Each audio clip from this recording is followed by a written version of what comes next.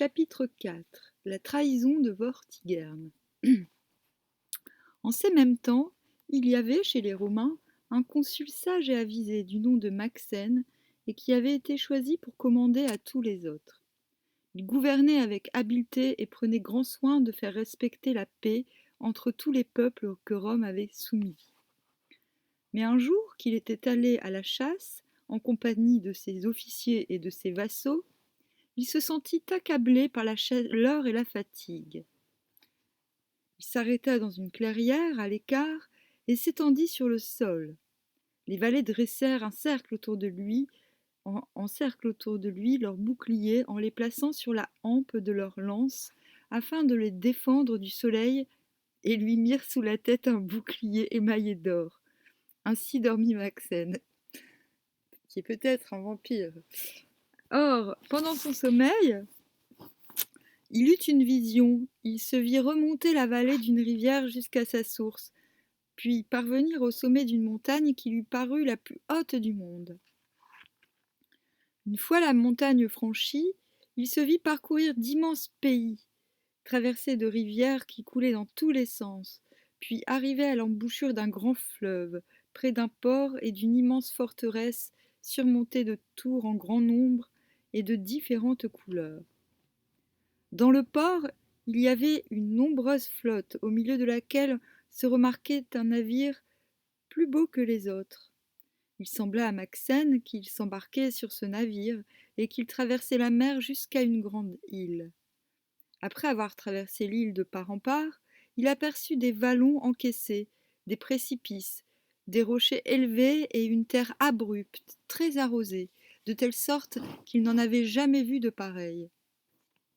De là, il voyait dans la mer, non loin du rivage, une petite île, et en face de cette île, une forteresse très vaste et très belle. Il alla vers la forteresse. La porte en était ouverte. Il entra et se trouva dans une grande salle, dont le plafond lui parut être en or et les murs faits de pierres précieuses. Dans cette salle, deux jeunes gens, vêtus d'habits magnifiques, jouaient aux échecs. Au pied d'une des colonnes qui soutenaient la salle, un homme aux cheveux blancs était assis dans une chaire, l'air imposant, portant au bras des bracelets d'or, aux doigts de nombreuses bagues, au cou un collier d'or. Et en face de cet homme, dans une chaire d'or rouge, était assise une jeune fille si belle qu'il n'était pas plus facile de la regarder que le soleil dans tout son éclat. C'est un vampire. À son entrée, la jeune fille se leva et vint vers lui et lui jeta ses bras autour du cou. C'est alors que Maxène fut tiré de son sommeil par le cri des chasseurs, les hennissements des chevaux et les aboiements des chiens. Mais il ne prêta aucune attention à ce qui se passait autour de lui. Toute sa pensée était encore auprès de la jeune fille qu'il avait vue en songe. Depuis ce jour, Maxène tomba dans une grande langueur. Si les gens de sa maison allaient boire vin et hydromel dans les vases d'or, il restait à l'écart. S'ils allaient écouter de la musique ou les récits des conteurs, il ne les accompagnait pas. Il n'aimait qu'une seule chose, dormir. Et aussi souvent qu'il dormait, il voyait apparaître dans son sommeil cette jeune fille dont l'éclat et la beauté étaient plus troublants que tout ce qu'il y avait de plus précieux au monde. Mais comme il ne s'occupait plus des affaires publiques, ses officiers et ses vassaux vinrent se plaindre à lui de son inertie. Il décida alors d'envoyer des messagers dans tout le pays pour tenter de retrouver la jeune fille. Mais après de longs mois, les messagers revinrent sans pouvoir donner de nouvelles à propos de cette jeune fille. Maxène en fut très attristé, mais un de ses conseillers lui dit d'aller exactement à l'endroit où il avait eu le songe, la première fois, et ensuite de bien décrire la vision qu'il avait eue. Ainsi, les messagers qu'il enverrait par la suite pourraient mieux se diriger vers le lieu où se trouvait la jeune fille. Ainsi fut fait. Ils n'étaient pas cons à l'époque. Maxène décrivit très exactement les moindres détails de son rêve aux 13 messagers qu'il fit aussitôt partir. Ceux-ci se dirigèrent vers le soleil couchant. Ils franchirent une grande montagne, traversèrent un vaste pays aux multiples rivières. arrivèrent dans un port à l'embouchure d'un fleuve et s'embarquèrent sur le navire que Maxène avait vu pendant son sommeil. Ils débarquèrent alors dans une grande île, la traversèrent de part en part, et, du sommet de la montagne qu'on appelle Ériri, ils aperçurent la terre abrupte et bien arrosée, la petite île de Mône, non loin du rivage, et sur celui-ci, la forteresse que Maxène leur avait décrite. Il s'agit de Caernarvon, au nord-ouest du pays de Galles. Comme par hasard. Allô? Oui, je suis en train de faire une lecture. Donc, je sais pas, tu fais comme tu veux. Je peux raccrocher? Hein.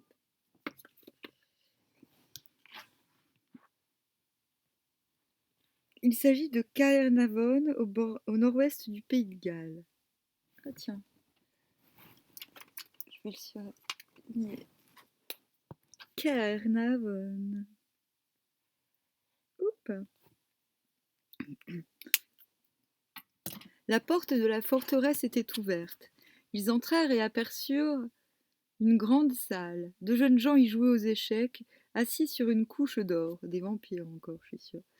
Un homme aux cheveux blancs était assis au pied d'une colonne dans une chaire recouverte d'or, et la jeune fille se trouvait en face, dans une autre chaire d'or rouge. Okay. Les messagers tombèrent à genoux devant elle et la saluèrent. Puis ils lui exposèrent l'objet de leur mission. Tu as donc le choix, princesse. Ou tu viendras avec nous pour que celui qui nous envoie t'épouse et te fasse impératrice, ou bien l'empereur viendra ici lui-même pour te prendre comme femme. La jeune fille répondit, je ne veux pas mettre en doute ce que vous me dites, mais je n'y ajoute pas foi non plus. S'il est vrai que l'empereur m'aime et qu'il veuille m'épouser, il n'a qu'à venir jusqu'ici.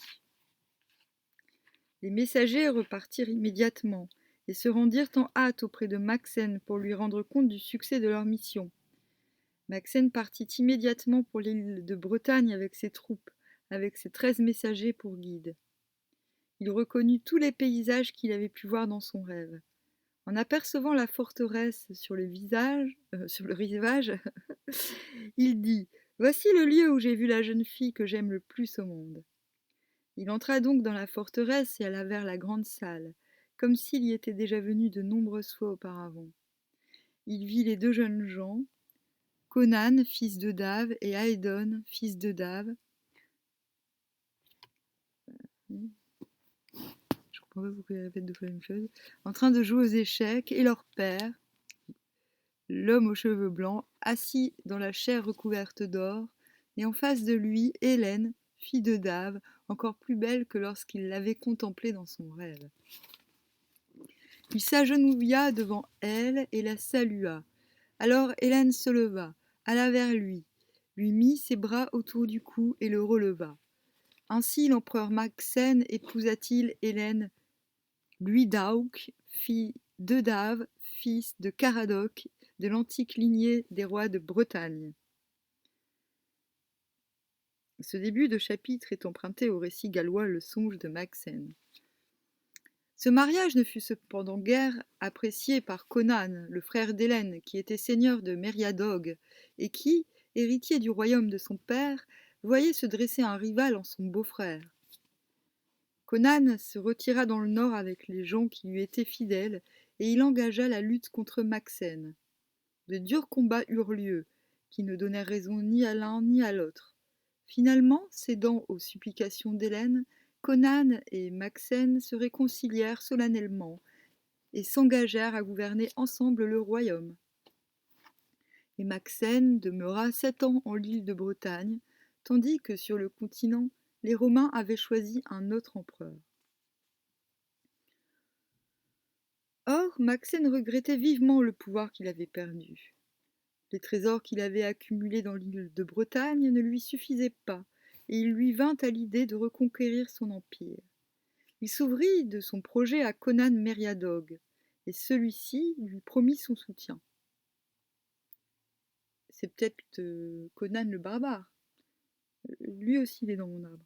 Tous deux rassemblèrent des troupes parmi les meilleurs guerriers de l'île et ils préparèrent une grande quantité de navires solides et bien pourvus.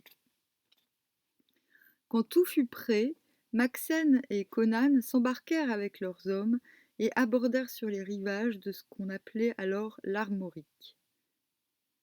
C'est la Bretagne française. Le royaume d'Armorique était tenu par le roi Imbo. Lorsqu'il eut appris que les Bretons commençaient à envahir ses terres, il assembla le plus tôt qu'il le put, 5000 Gaulois en armes, et, se mettant à leur tête, il s'efforça de les refouler et de les rejeter à la mer. Mais après que les deux armées eurent longuement combattu, le sort fut défavorable à Imbo. Il fut tué dans une bataille et tous les hommes furent mis en fuite, ou moururent de leurs blessures. Ainsi Maxen et Conan furent maîtres de l'Armorique. Maxen appela son beau-frère et lui dit : « Voici l'un des meilleurs royaumes de la Gaule que nous avons soumis et par lequel nous pouvons espérer avoir encore mieux, car c'est un chemin très convenable pour aller soumettre les autres peuples. » Ils étaient enthousiastes à l'époque. « Ce royaume, je te le laisse et je te l'octroie en récompense des services que tu m'as rendus. C'est un pays fertile en blé, riche en fleuves, avec des prés où paissent de nombreux troupeaux et des forêts remplies de bêtes sauvages. Tu en feras une autre Bretagne, et tu y multiplieras ton lignage pour la plus grande gloire de celui-ci. » Conan fut fort satisfait du discours de Maxen. Il le remercia et promit de l'aider le plus qu'il pourrait. Titi. Ah non, pas Titi. Alors les Bretons se transportèrent devant Rennes, qu'ils prirent sans coup férir, car ils ne trouvèrent la ville occupée que par des femmes. Les Gaulois qui avaient entendu parler de la cruauté des Bretons qui leur avaient tué leur roi et qui avaient fait un grand massacre de ces gens, n'avaient pas osé rester et s'étaient enfuis. De même façon, les Bretons prirent la cité de Nantes, puis celle de Vannes et celle de Léon, ainsi que toutes les autres forteresses, tous les bourgs et tous les villages de l'Armorique. Ils tuèrent tous les hommes et tous les garçons qui se trouvaient dans le pays. Cependant, ils épargnèrent les femmes et les filles, car ils voulaient les épouser et repeupler l'Armorique avec leur lignage. Mais ils leur coupèrent la langue à toutes, de façon à ce que leurs enfants ne puissent parler une autre langue que celle de leur père. Pas marrant. Il faut comment pour faire des 69 alors, et c'est depuis ce temps-là que l'on parle le même langage dans l'île de Bretagne et en Armorique. Ding ding. Ces détails se trouvent dans l'Historia Britonum, manuscrit de Chartres. La légende de Conan s'est largement développée en Bretagne armoricaine, surtout à cause de la famille des Rohan, qui en fit pendant très longtemps son ancêtre mythique. Cependant, la fiction retrouve une certaine réalité historique, celle qui concerne l'avance progressive des émigrants bretons vers l'Est sur les territoires occupés par les Gallo-Romains, puis par les Gallo-Francs. Après qu'ils eurent ainsi vidé de Gaulois tout le pays qui va jusqu'à la Neustrie, que nous appelons aujourd'hui Normandie, et jusqu'au fleuve de la Maine, où se trouvait la forteresse d'Angers, Maxen et Conan établirent bon nombre de leurs fidèles dans les villes qu'ils venaient de conquérir, à charge pour ceux-ci de les renforcer et de constituer des remparts contre d'éventuelles expéditions des Gaulois. Quand cela fut fait, Maxen envoya des messagers dans l'île de Bretagne pour qu'on y rassemblât 100 000 hommes du peuple, et il les fit s'établir dans le royaume d'Armorique. Et pour que ces gens du peuple fussent préservés et défendus, il fit également venir 30 000 guerriers de l'île de Bretagne, et il les répartit par toutes les contrées du royaume. Alors Maxen laissa le pays en pleine et entière possession de Conan. Et Maxen, avec un grand nombre de Bretons, passa plus avant dans la Gaule, combattant contre les Gaulois et les Romains, conquérant des cités et des bourgs, et ravageant les terres lointaines. Il ne revint jamais en Armorique, pas plus qu'il ne retourna auprès de sa femme Hélène, dans l'île de Bretagne. Tout ça pour ça. Quant à Conan, il organisa son royaume et le partagea entre ceux qui l'avaient servi le plus fidèlement. Et c'est ainsi qu'il donna le pays de Vannes à l'un de ses parents, lequel fut l'ancêtre des bons chevaliers qui furent Lancelot du Lac et Bohort de Ghosn. Et c'est depuis ce temps que l'Armorique fut appelée la Petite Bretagne, ou encore la Bretagne armorique. D'après la chronique de Pierre Le Beau, historiographe d'Anne de Bretagne, dont il existe 2 versions publiées par Charles de la Lande de Calan en 1908. Cependant, tout se regroupe pas mal quand même. Ah, c'est marrant, ce matin je me suis réveillée en me rappelant de ma fugue quand j'étais en Bretagne et où je suis allée, à Vannes. Cependant, l'île de Bretagne était la proie des Pictes et des Gaëls qui venaient y faire de fréquentes incursions et y pillaient les forteresses et les campagnes sur leur passage. Et il n'y avait plus de Romains pour assurer la défense de ce pays du bout du monde. Le fils d'Hélène et de Maxène avait bien tenté de rassembler tous les chefs bretons pour faire face aux ennemis. Mais les rivalités internes, les querelles entre les chefs, n'avaient pas permis de repousser ceux-ci. Et le peuple vivait dans la terreur. Cela dura ainsi jusqu'à ce que Constantin le Béni, arrière-petit-fils de Maxène, refoula les Pictes au-delà de la grande muraille, que les Romains avaient fait construire au nord de la Tyne. Il y eut alors une période de calme et de paix, mais tout recommença à la mort de Constantin. Celui-ci laissait en effet 3 fils, Emrys, Uther et Constant. Ce dernier s'était fait moine et il n'aspirait à aucun pouvoir, mais les chefs des différents peuples ne parvenaient pas à choisir entre Emrys et Uther. C'est alors qu'un neveu de Constantin, qui était un Vortigern, se mit de la partie. Il fit tant et si bien qu'il persuada le 3e fils de Constantin, Constant, de revendiquer la royauté, se mettant ainsi en position d'arbitre entre ses 2 frères. Faute de mieux, les chefs élurent donc Constant comme leur roi. Mais Constant était faible et il n'avait aucune ambition, lui qui avait choisi la voie du silence et du recueillement.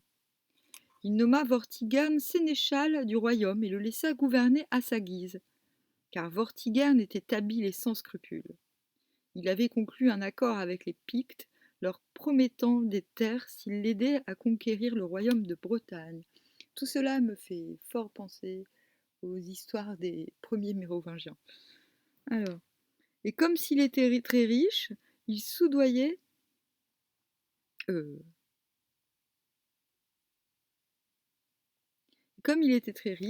les chefs et les faisait agir selon sa volonté.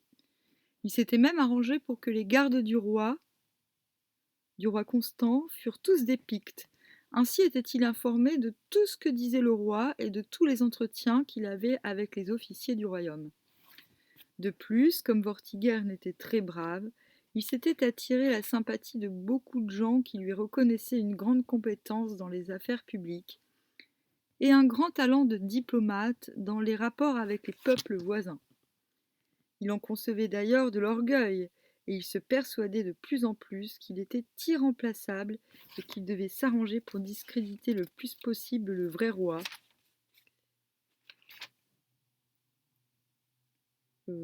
Et poser la couronne sur sa propre tête.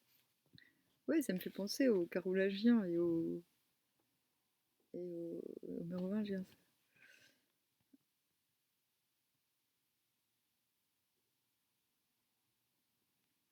Et ce n'était pas difficile, car le roi Constant n'était guère capable de s'opposer aux ennemis des Bretons. De plus, c'est à ce moment que les Saxons, venus de Germanie, commençaient à débarquer dans l'île de Bretagne et à menacer sérieusement les habitants de la côte qui regarde l'Orient. Vortigern déclara qu'il se retirait des affaires et s'en alla résider dans une de ses forteresses. Quand le roi Constant l'apprit, il fut très ennuyé. Il alla trouver Vortigern et lui demanda avec insistance de l'aider dans sa lutte contre les Saxons qui débarquaient ainsi dans cette île avec la volonté évidente de la soumettre et d'en réduire les habitants en esclavage. Mais Vortigern lui répondit : « Seigneur roi, que d'autres se chargent de la défense du royaume. Moi, je ne peux plus venir à ton aide, car il y a dans le royaume des gens qui me haïssent, parce que je t'ai servi avec dévouement. Je tiens donc à ce qu'ils s'en occupent eux-mêmes. Quant à moi, je n'entreprendrai plus rien. Ok. Je remarque quand même qu'il se passe souvent dans le monde et à chaque époque des événements similaires à plusieurs endroits différents. Alors, quand le roi Constant eut entendu ces paroles, il comprit que Vortigern ne changerait pas d'avis et qu'effectivement, il ne pourrait pas compter sur lui. Il rassembla le plus d'hommes qu'il put et s'en alla combattre les Saxons. Mais ceux-ci lui infligèrent de lourdes pertes et agrandirent encore davantage les territoires qu'ils occupaient. Et, en revenant de cette expédition désastreuse, les hommes de Constant murmuraient qu'il en aurait été tout autrement si Vortigern les avait menés au combat.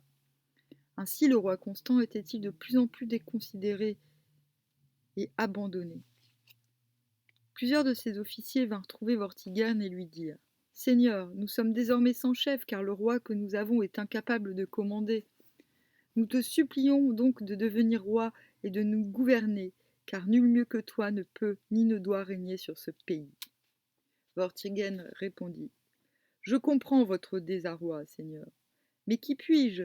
Certes, si le roi était mort et que vous me demandiez de lui succéder, j'accepterais volontiers cette lourde charge. Mais c'est impossible tant que le roi Constant sera en vie.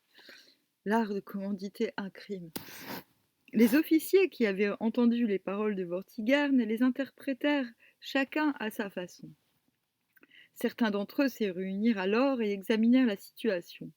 Puis ils en vinrent à cette conclusion. Le mieux que nous ayons à faire, c'est de faire périr le roi Constant. Quand il aura disparu, Vortigern deviendra roi. Mais il saura que c'est grâce à nous, et il fera tout ce que nous voudrons. Ainsi le tiendrons-nous ensuite à notre merci. Or, ceux qui parlaient ainsi, c'étaient les Pictes que Vortigern avait placés auprès de Constant pour mieux le surveiller. Parmi eux, ils en désignèrent 12, qui furent chargés d'accomplir ce qu'ils avaient décidé en commun. Les 12 apôtres du crime. Les 12 se rendirent près du roi Constant, alors que celui-ci était en prière dans une chapelle. Ils se jetèrent sur lui et le tuèrent à coups de couteau et d'épée. Puis ils allèrent ensuite chez Vortigern pour le mettre au courant de ce qu'ils avaient fait. Mais en apprenant cette nouvelle, Vortigern se mit dans une grande colère. « Comment ? Vous avez osé porter la main sur votre roi et le tuer ? Je vous conseille de fuir, car les seigneurs de ce royaume chercheront à vous faire périr s'ils apprennent que vous êtes responsable de la mort du roi. Et pour ma part, sachez que je ne veux plus jamais avoir des relations avec vous. » Des relations. Les 12 se retirèrent, très chagrinés par l'attitude de Vortigern, mais bien décidés à lui faire payer cher son ingratitude. Cependant, la nouvelle de la mort de Constant se répandit très vite. Les gens du royaume se réunirent pour délibérer sur le choix de son successeur. Constant avait 2 frères, Emrys et Uther. Ils étaient déjà au courant, mais ils étaient trop jeunes pour régner. Il ne restait guère que la solution de donner la couronne à Vortigern, un homme capable et qui saurait conduire les Bretons à la victoire. Vortigern fut donc élu à l'unanimité et, avec une feinte modestie, il déclara qu'il acceptait d'être le roi pour le bien de tous et la sauvegarde du pays. Ça me fait un peu penser à Caracalla, tout ça. Mais les 2 hommes qui avaient la garde des 2 jeunes frères de Constant et qui assistaient à la délibération comprirent que l'avenir serait incertain et sans doute tragique pour les 2 enfants dont il avait la charge. Dès que Vortigern sera roi, il fera sûrement tuer nos 2 protégés. Or, nous avons beaucoup aimé leur père, le roi Constantin, et celui-ci nous a comblés de bienfaits. Tout ce que nous avons, c'est à lui que nous le devons. Nous serions donc bien mauvais et bien ingrats si nous abandonnions ces fils au sort qui leur est réservé. Il n'y a pourtant aucun doute. Dès que Vortigern sera roi, il voudra les faire tuer avant qu'ils ne soient en âge de revendiquer le royaume qui leur appartient de droit. Et les 2 hommes décidèrent alors de partir avec leurs protégés dans un pays étranger, du côté de l'Orient, afin de les soustraire aux agissements de Vortigern. Vortigern fut donc investi de la royauté. Mais les 12 assassins de Constant revinrent le trouver.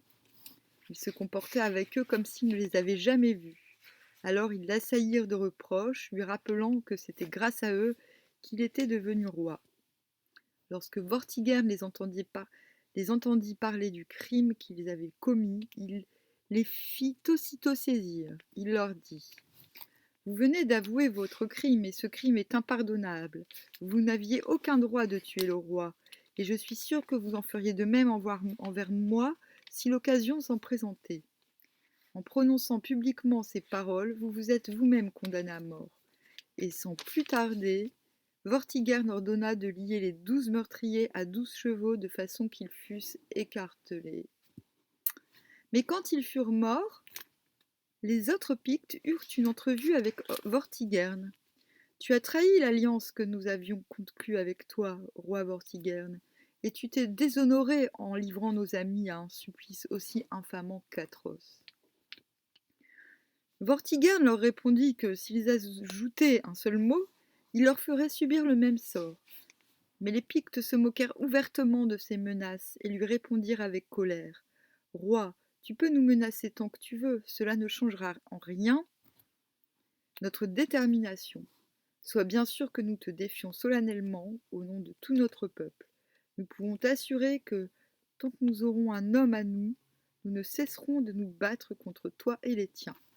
Tu es breton et nous sommes des Pictes. Tu n'es donc pas notre souverain légitime et tu as rompu toi-même le traité dont nous étions convenus. Il te faudra mourir, Vortigern, de la même sorte que celle que tu as infligée à nos amis, et ce sera une terrible vengeance. Là-dessus, ils prirent congé, laissant Vortigern en proie aux plus sombres pressentiments. Car ils mirent immédiatement leur projet à l'exécution, ameutant les Pictes et les rassemblant pour former de grandes armées, et ils commencèrent à envahir le royaume. Vortigern se sentit faible et désemparé devant ces attaques, d'autant plus que les Pictes étaient de redoutables guerriers et que les Bretons commençaient à douter de la légitimité du roi qu'ils avaient pourtant choisi. Vortigern vivait dans la crainte d'être assassiné, non seulement par les Pictes, mais par ses propres sujets. Alors, sans vergogne, il envoya des messagers vers ses anciens ennemis les Saxons pour faire à ceux-ci des propositions de paix, faisant même dire qu'il souhaitait conclure un pacte avec eux. Les Saxons avaient deux chefs fort respectés, Hengist et son frère Horsa. Hengist était très ambitieux et d'une très grande habileté manœuvrière. Il comprit tout de suite que Vortigern, malgré ses grands airs, était dans un état de faiblesse dont il pouvait aisément tirer parti. Il accepta ses propositions et promit de lutter contre les Pictes à condition de recevoir des terres en toute souveraineté. Vortigern, qui ne voyait pas comment refuser les conditions de Hengist, consentit à tout ce que l'autre demandait. Alors Hengist et Horsa conduisirent les Saxons vers le nord et, comme ils étaient puissants et bien armés, ils eurent tôt fait de vaincre les Pictes et de les refouler bien loin, sur les montagnes de la Calédonie. Puis ils revinrent trouver Vortigern pour réclamer la récompense à leur service.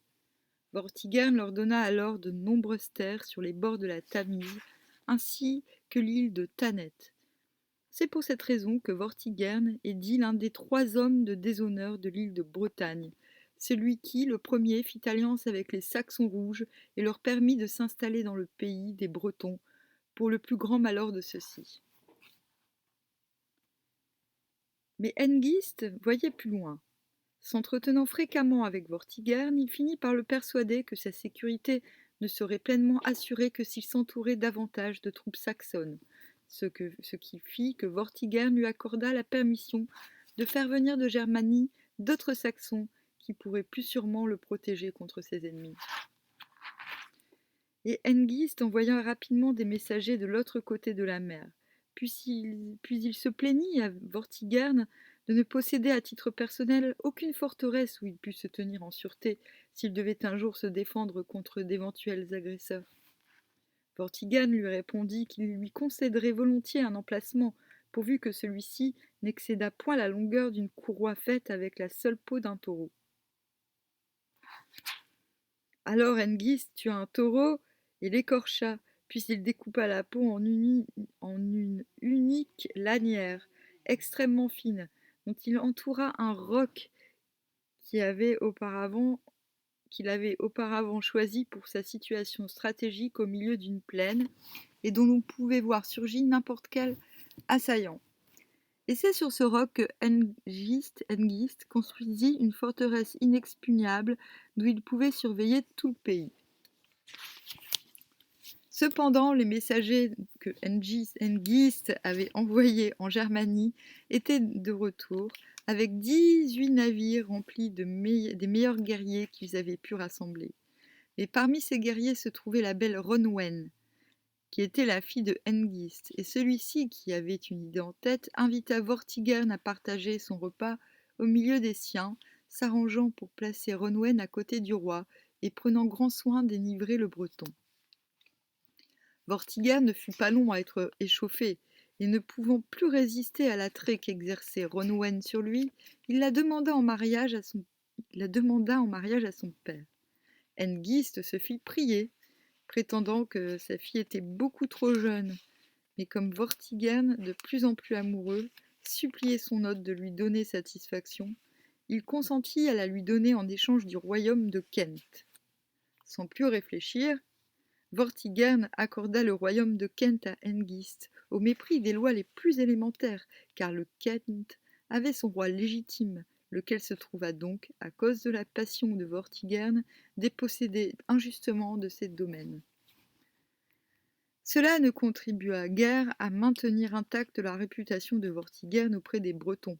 Furieux et inquiets de ce mariage qui risquait, à plus ou moins brève échéance, de provoquer l'annexion du royaume par un prince saxon, ils se regroupèrent autour de Vortimer, le fils de Vortigern, qui manifestait publiquement son désaccord avec son père et affirmait haut et fort qu'il fallait au plus vite se débarrasser de cette engeance païenne, véritable pieuvre dont les tentacules s'infiltraient dans les moindres vallées du royaume. Le comble fut atteint lorsque, cédant encore une fois aux exigences de son beau-père, Vortigern concéda aux Saxons les territoires au nord de la Humber. Vortimer lança le signal de la révolte et entraîna derrière lui un grand nombre de Bretons qui, dans un élan d'énergie, se disaient prêts à chasser l'envahisseur d'où qu'il vînt. Ils prononcèrent la déchéance du roi Vortigern et engagèrent la lutte armée contre les Saxons. Nombre d'entre eux succombèrent sous les coups des Bretons et durent reprendre la mer en direction de leur pays d'origine. Quant au Saxon Horsa, frère de Hengist, il fut tué dans une bataille, ce qui contribua à démoraliser l'ensemble du peuple saxon. Mais l'épouse de Vortigern, la Saxonne Ronwen, qui haïssait le fils du roi, en lequel elle voyait un dangereux rival, entreprit de retourner la situation. Elle harcelait sans cesse son mari pour qu'il châtiât durement les rebelles à son autorité. Puis, grâce à des messagers secrets qu'elle paya à prix d'or, elle fit emprisonner le malheureux Vortimer. Et celui-ci, au moment de mourir, demanda à ses compagnons de placer son tombeau dans le port d'où s'étaient rembarqués les Saxons. Ainsi, non seulement les ennemis ne pourraient plus jamais accoster sur cette côte, mais tous ceux qui se trouvaient encore sur l'île de Bretagne seraient obligés de se retirer pour ne jamais plus revenir. Or, les compagnons de Vortimer négligèrent d'accomplir ce vœu, et ce fut un grand dommage pour la Bretagne. Car Hengist, entre-temps, avait demandé des renforts en Germanie, des guerriers sûrs et bien entraînés. Ils vinrent en grand nombre pour aider le chef saxon et les quelques fidèles qui lui restaient. De toute façon, Hengist se méfiait de Vortigern, qu'il pressentait vouloir le trahir, malgré l'influence prépondérante de Ronwen. C'est mieux que les feux de l'amour, hein. Après avoir envoyé des messagers auprès du roi de Bretagne afin de discuter des termes d'une nouvelle alliance, il réunit ses frères d'armes et ses conseillers, leur demandant leur avis sur la meilleure façon de subjuguer complètement celui qui était devenu son gendre. Tous furent d'accord pour que l'on renouvelât les serments d'amitié et de paix, mais également pour isoler complètement Vortigern des siens, et se débarrasser de ce qui pouvait le pousser à résister aux exigences des Saxons. Et Hengist lança une invitation à Vortigern et aux principaux chefs bretons pour qu'ils vinssent participer à un grand festin dans la plaine de Salisbury. Aussi bien les Saxons que les Bretons devaient y venir sans armes en signe de confiance et d'amitié pour se jurer mutuellement une paix éternelle entre leurs deux nations. Mais c'était évidemment un piège savamment étudié par Hengist. Il réunit les siens et leur ordonna de garder chacun son couteau entre la plante du pied et la semelle de la sandale. Quand je vous dirai Nimdaur Saxes, tirez vos couteaux, précipitez-vous sur eux et à l'aide de vos couteaux égorgez-les tous sauf le roi. Car d'une part c'est l'époux de ma fille, et d'autre part, s'il est fait prisonnier, il pourra donc racheter sa vie et sa liberté, ce qui sera de grand profit pour nous. Ils promirent d'agir comme l'avait ordonné Hengist. Les Bretons vinrent donc sans armes à cette entrevue, et les Saxons leur parlèrent courtoisement, faisant à leur hôte 1000 amabilités. Ils s'assirent de façon à ce que chaque Saxon eût à côté de lui un Breton, et alors que la conversation allait bon train, Hengist vociféra la phrase dont il était convenu avec ses hommes. Ceux-ci dégagèrent leurs couteaux et se jetèrent sur leurs voisins. 300 chefs du roi Vortigern fut ainsi égorgé. Moins un seul, nommé Eidol, parce qu'il était aux chiottes, comte de Gloucester, qui, ayant saisi un pieu, se vengea cruellement en massacrant 70 Saxons avant de s'enfuir et de disparaître. Mais Vortigern fut réduit à l'impuissance et chargé de chaînes. Pour recouvrer sa liberté, il dut en passer par les volontés de son beau-père et livrer aux Saxons de nombreuses régions de son royaume. Et l'on appela cette triste entrevue le complot des longs couteaux. Et donc, Game of Thrones s'est inspiré de ce passage. Les détails de ce complot sont empruntés à l'Historia Brittonum. Vortigern régnait toujours sur l'île de Bretagne, mais il avait de moins en moins de pouvoir, car non seulement les Saxons se méfiaient de lui, mais les Bretons eux-mêmes commençaient à prendre conscience de sa duplicité et de son ignominie. Il mit le comble à cette ignominie en épousant même la fille qu'il avait eue de Ronwen, ce qui arrangeait fort bien Hengist, mais qui détourna définitivement de lui la plupart de ses sujets. Détail qui ne se trouve que dans la vie de Saint-Germain.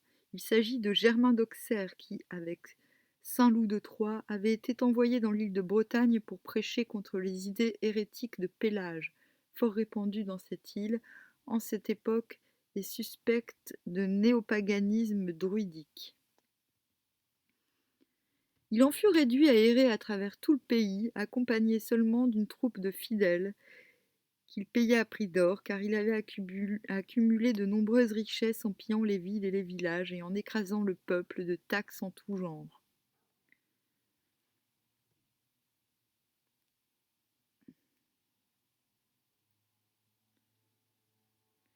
Mais chaque forteresse où il résidait lui semblait peu sûre, car il redoutait une révolte générale.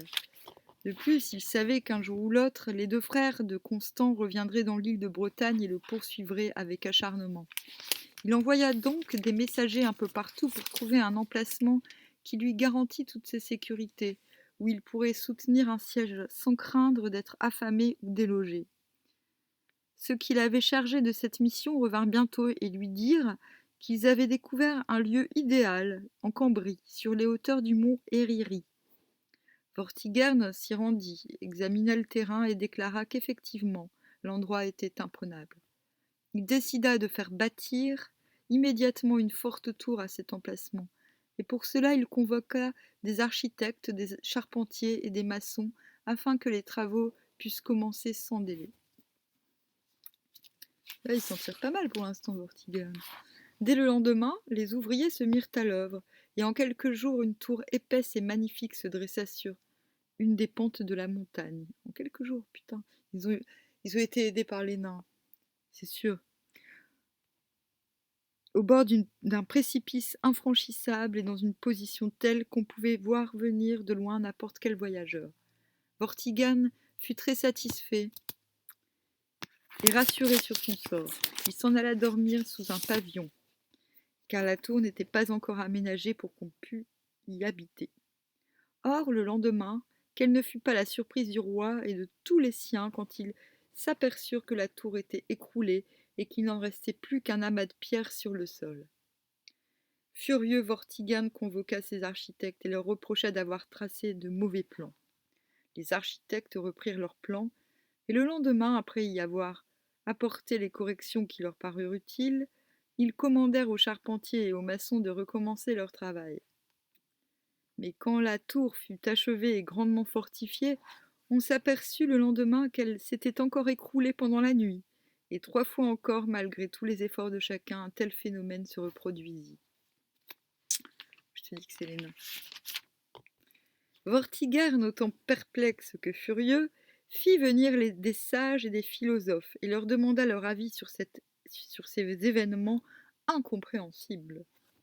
Ils examinèrent soigneusement les débris de la tour et la nature du sol, puis ils dirent à Vortigern : « Seigneur roi, notre savoir ne peut venir à bout de ce mystère. Il nous semble que seuls les clercs pourraient te dire la solution de ce problème. Car, grâce à leurs études, ils savent plus long que nous sur les secrets de la nature. » Et Vortigern rassembla autour de lui tous les clercs qu'il put trouver dans son royaume. Après avoir bien examiné les lieux, les clercs avouèrent leur étonnement. Alors le roi prit à part ceux qu'il jugeait les plus sages et leur dit : « Pourriez-vous me dire pourquoi cette tour, pourtant construite avec beaucoup de soin, s'écroule chaque fois qu'elle est terminée ? Personne jusqu'à présent n'a trouvé un moyen pour la faire tenir. Je vous serai donc bien obligé d'en rechercher la cause, car on m'a dit que vous seul pourriez y parvenir. » Les clercs répondirent : « Seigneur roi, nous n'en savons rien, mais il y a parmi nous des clercs qui pourraient le savoir, car en dehors de leurs études, ils pratiquent en cachette des arts secrets, comme l'astrologie et la magie. » Vortigern fut très intéressé et il ordonna aux clercs de chercher lesquels, parmi eux, se livraient aux arts de l'astrologie et de la magie. Les clercs se consultèrent donc à l'écart et en grand secret. 2 d'entre eux avouèrent pratiquer ces sortes de choses. Ils prétendirent même qu'ils se croyaient assez savants pour éclaircir complètement cette affaire. Ils ajoutèrent qu'ils pensaient bien qu'il y en avait d'autres dans leur compagnie qui étaient aussi habiles qu'eux-mêmes. « Recherchez-les donc, dit le roi. » On fit des recherches longues et patientes, car chacun hésitait à se dire astrologue et magicien. Pourtant, il s'en trouva 7, qui voulurent bien l'admettre, mais chacun des 7 croyait être plus savant que les autres. Ils finirent par se présenter devant le roi et lui promirent qu'ils trouveraient la cause de cet écroulement et le remède qu'on pouvait y apporter. Vortigern promit de leur donner tout ce qu'ils voudraient s'ils découvraient la vérité, puis il les congédia. Les 7 clercs se réunirent dans un endroit isolé où personne ne pouvait les entendre, et ils discutèrent longtemps pour savoir comment et pourquoi la tour s'écroulait durant la nuit, et quelle était la meilleure façon de la faire tenir. Ils étaient tous très savants en matière d'astrologie et de magie, mais plus ils réfléchissaient et discutaient, moins ils trouvaient de solution, ou plutôt ils n'en trouvaient qu'une seule, unique. Et cette solution était connue de tous, mais aucun d'eux n'osait l'exprimer parce qu'elle les remplissait de terreur. Finalement, l'un d'entre eux prit la parole et dit : « Voici ce que nous allons faire. Nous irons l'un après l'autre, sans témoin, nous entretenir avec le roi, et chacun dira en secret ce qu'il a découvert en précisant que ce qu'il révèle lui est particulier. » L'idée parut excellente à tous et elle fut adoptée. Ils allèrent donc trouver Vortigern, un par un, et lui donnèrent leur avis. Or, chacun avait dit la même chose, et dans le plus grand secret, ils ne savaient pas la cause de l'effondrement de la tour, mais ils voyaient en revanche quelque chose de tout à fait extraordinaire. Un enfant de 7 ans, conçu par une femme, mais qui n'avait pas de père de la race des hommes. Quand il eut entendu les 7 clercs, le roi fut bien étonné. Il les congédia en leur demandant de préciser leurs pensées. Lorsqu'ils furent de nouveau seuls, à l'écart de tous, L'aîné des 7 clercs s'adressa ainsi aux autres. Vous avez tous dit la même chose, mais tous vous avez caché l'essentiel de ce que vous vouliez dire. L'un des 7 lui dit, répète donc ce que nous avons dit au roi, et révèle-nous ce que nous avons caché. Il répondit, c'est facile, vous avez tous dit que vous ne saviez pas la cause de l'effondrement de cette tour pendant la nuit, mais que vous aviez vu un enfant de 7 ans conçu par une femme, mais qui n'a pas de père de la race des hommes. Vous n'avez rien ajouté de plus, mais moi je vous affirme que vous avez tous compris que vous deviez mourir à cause de cet enfant. Moi aussi j'ai vu tout cela. Il nous faut donc prendre une décision et donner au roi le moyen de faire tenir cette tour. Les autres lui dirent, par le Dieu Tout-Puissant, nous te prions bien de bien vouloir nous conseiller.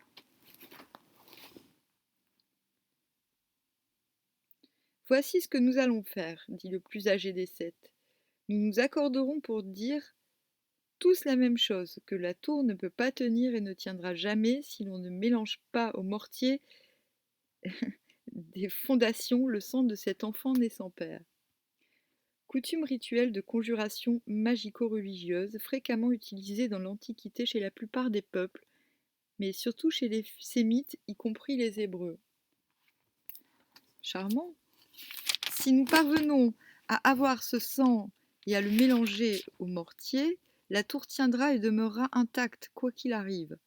Que chacun dise la même chose au roi sans qu'il puisse s'apercevoir que nous nous sommes concertés. Ainsi pourrons-nous échapper à la mort et nous garder de cet enfant qui, nous l'avons vu très clairement, doit causer notre perte. Mais surtout, il faut absolument empêcher le roi de voir cet enfant. Il est nécessaire que tous ceux qui iront le chercher le tuent immédiatement et ne rapportent que son sang au roi. S'étant ainsi accordés entre eux, les 7 sages se rendirent auprès de Vortigern et demandèrent à être reçus l'un après l'autre. Ils firent donc tous semblant d'ignorer ce que disaient les autres. À la fin, le roi les réunit et leur dit « Seigneurs, vous m'avez tous révélé les mêmes choses. Je vais envoyer des messagers dans toutes mes terres pour découvrir un enfant qui n'a pas de père de la race des hommes. » Le plus âgé des sages crut bon d'intervenir alors. « Bien volontiers, Seigneur roi, mais souviens-toi que dès que tes messagers découvriront l'enfant, ils devront immédiatement le tuer, recueillir son sang et te l'apporter en toute hâte. C'est à cette seule condition que la tour pourra tenir. » Vortigern leur promit de faire selon ce qu'ils avaient dit. Mais, par mesure de précaution, il fit mettre en prison tous les clercs dans une maison fortifiée, leur faisant d'ailleurs remettre tout ce dont ils avaient besoin. Puis il choisit 12 messagers qu'il envoya à travers tout le royaume, avec mission de découvrir l'enfant. Mais il leur fit jurer sur les évangiles que celui qui trouverait l'enfant le tuerait immédiatement, recueillerait son sang dans un vase, qu'il fermerait très soigneusement, et qu'il le lui rapporterait sans faute, dans les plus brefs délais. Ainsi partirent les messagers du roi Vortigern, à la recherche d'un enfant qui avait été conçu par une femme, mais dont le père n'était pas de la race des hommes. On dirait le petit Jésus. Donc, d'après l'Historia Regum Britanniae, et quelques épisodes du Merlin en prose, adapté d'un poème perdu de Robert de Boron.